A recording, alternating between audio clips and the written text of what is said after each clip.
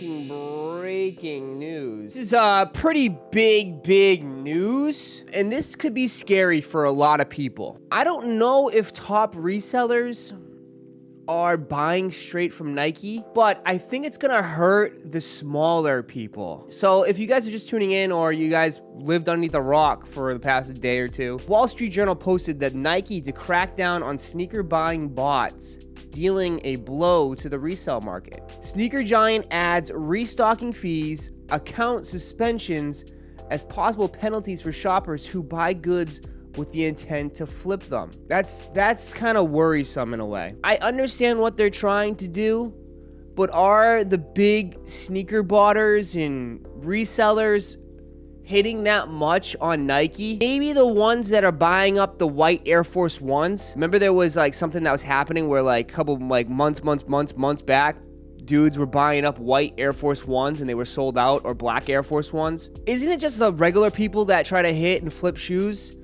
and then they want to like return them? Like, this is, you're not going to be able to return your shoes. You're just not going to be able to return your sneakers if you hit on the app. So you're going to have to be so picky and choosy on what you go for. Bro, bots are the reason you can't enter. Is it the bots the reason the way we can't enter, or is it just a lot of people? The sneaker giant adds restocking fees. That's kind of interesting though, because you know, I know a lot of you guys return stuff. A lot of you guys cancel orders. I just don't know how this is going to shape up. Like, this sounds like they have the right intention of trying to reel back a little bit on the resale market, but at the same time, Nike's also dealing with a huge inventory issue right now. They ain't selling them right now. Wouldn't this defeat Nike's try it on and return policy? I think it's not you just return it and it's gonna be a restocking fee.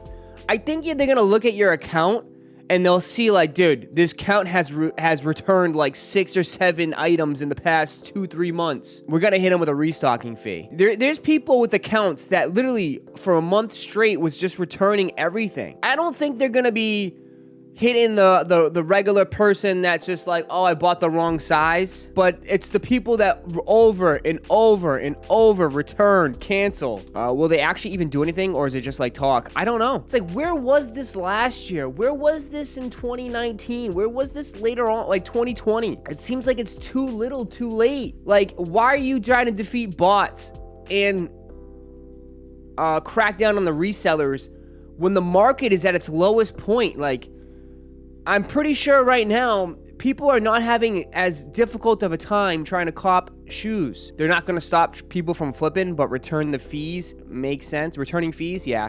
I think the return fees are going to hit a lot of people pretty hard. Would you rather take a $20 loss or a $5 loss by returning it? All right, so in a sweeping update to its rules for US shoppers this month, the sneaker giant said it could cancel orders placed with automated ordering software or technology on its websites or app.